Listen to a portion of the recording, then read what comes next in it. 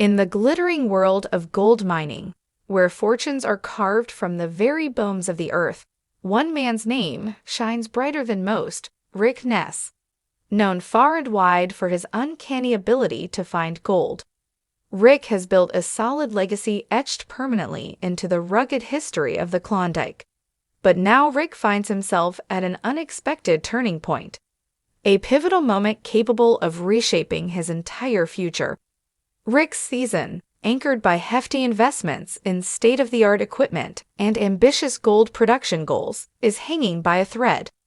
Despite his relentless determination, the machinery has become a battleground, with each issue pulling him further from his goal.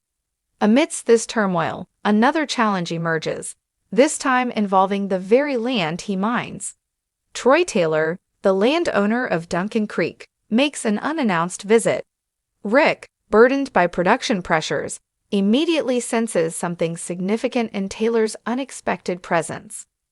Without preamble, Taylor reveals a staggering proposition. He plans to sell Duncan Creek.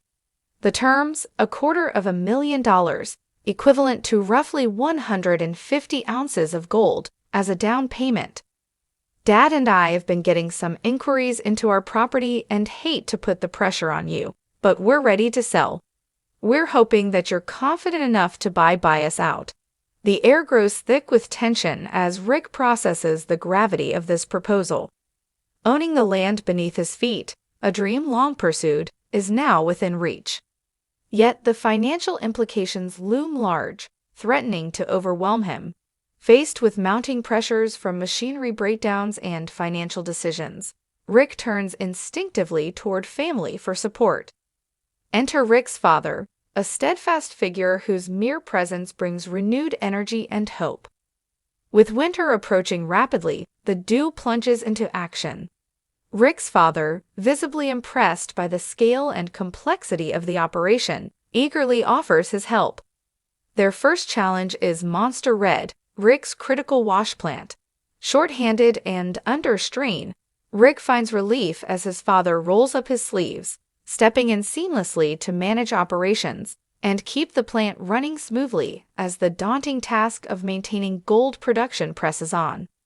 Father and son tackle each hurdle together, forging a bond stronger than steel. At Duncan Creek, Rick Ness finds himself knee-deep in mechanical misfortune. A cracked hydraulic line in the critical 700 excavator threatens to bring operations to a screeching halt. But Rick isn't one to back down. With his father by his side, the duo roll up their sleeves and dig into the fix. Quite literally, tools clatter, welders spark, and the air hums with determination. So, I came up here to give you a hand, man. And, whatever you need me to do, right? I'm here to help you, whatever you want. Well, yeah, there's plenty for you to do. Well, find me a machine or something, man. I'll jump right into her. All right. When the engine finally roars back to life, it's more than a machine revived. It's a symbol of grit and grit alone. Yet, the machinery battles are far from over. Despite investing millions into top-of-the-line technology, the returns remain stubbornly underwhelming.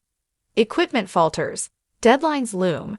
Rick, ever the realist, acknowledges the one thing no machine can replace: people, skilled hands, fresh minds. A new solution is needed.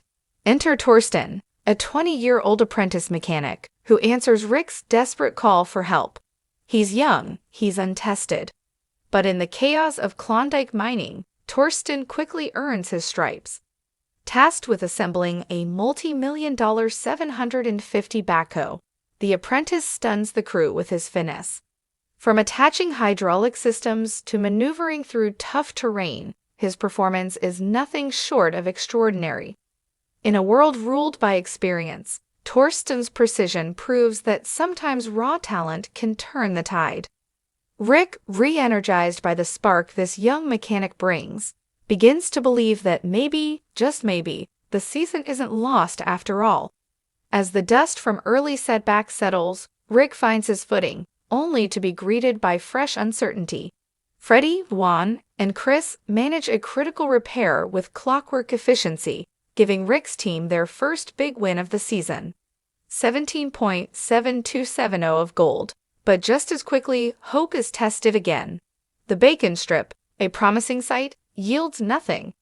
Rick's instincts, however, tell him to return to the deep cut. Beneath the access road, he suspects gold is hiding. He's right. A calculated flood followed by a brutal dig brings in 12.686 ohms. It's a risky move, but one that pays. In Rally Valley, signs of gold intensify. A bed of rocks 30 feet early and dozens of visible nuggets spark urgency. I don't know about you guys, but it took this long to get running. I know that the gold is in there. But till you see it, man, it solves a lot of problems. Catch up real quick on the season. Good job. Good job. Good job, boys. Good job. Monster Red is revived, albeit reluctantly. And after some clever engineering fixes, including a vital finger trap to stop rock rollbacks, Rick hits pay dirt again. 18.117 ohms.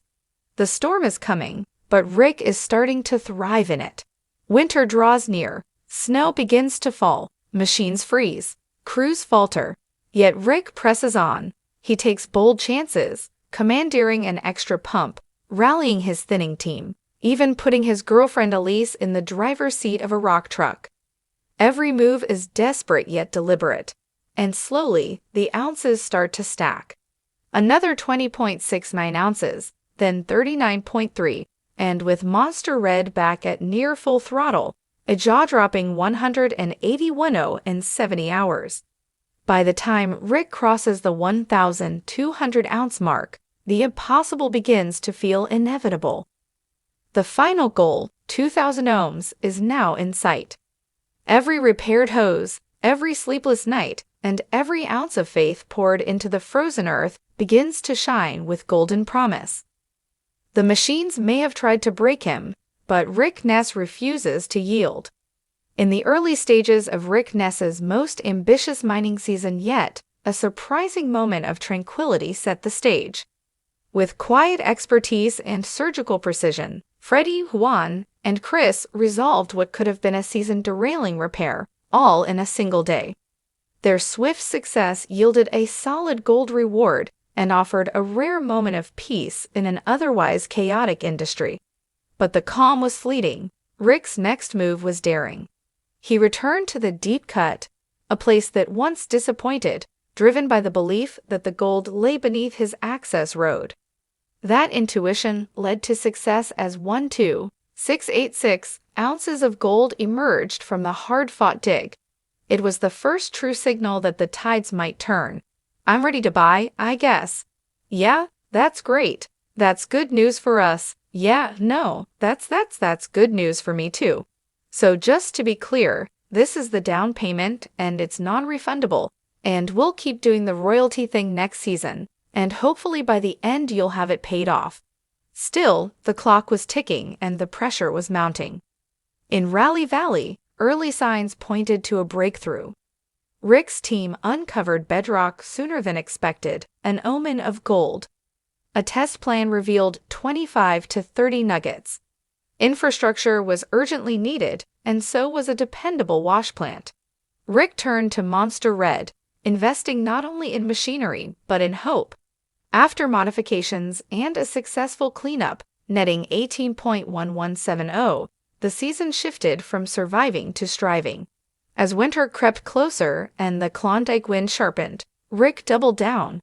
His father returned to help, adding emotional weight and seasoned muscle to the operation. Parker Schnabel, ever the strategic rival, entered the spotlight too. His $15 million Dominion Creek gamble and new wash plant Roxon sparked a technological showdown. But for Rick, the mission remained singular. Gold. When water threatened to flood the cut, Rick acted fast, installing a pump and later taking a second one without permission. The gamble worked, yielding another 20.69 ohms. Still, time was slipping away. Electrical faults, collapsing cuts, and freezing temps tested the team's limits.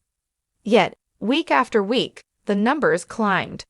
39.3 ohms here, 181 ounces there. Ellis stepped up as an unexpected truck driver, proving grit runs deep in Rally Valley.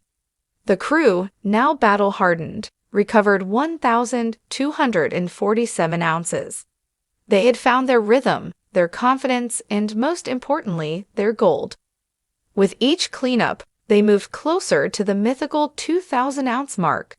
The stakes were monumental, but so was their belief. As the season neared its final days, Rick Ness's small but formidable crew kicked into overdrive. Led by newcomer Kyle Lawson and powered by Monster Red's rejuvenated performance, they began pulling in 315 ounces a week. The transformation was remarkable. A crew that once struggled to stay afloat now threatened to rewrite the record books. With a new hopper feeder, stronger pumps, and streamlined equipment, Rick orchestrated his final act. Then came the moment of truth. A monumental cleanup revealed enough gold to not only reach but surpass the elusive 2,000-ounce goal. Cheers erupted across Rally Valley. It was more than a win. It was vindication. Rick met with landowner Troy Taylor, confirming the purchase of the very ground he had bled, fought, and gambled on. With the deal sealed, Rick wasn't just a miner. He was a landowner, a dreamer turned legend. As snow blanketed the valley, the machine slowed, but the legacy roared louder than ever. Against all odds, Rick Ness had done it. His season was not just about ounces. It was about heart, grit, and the courage to chase something extraordinary.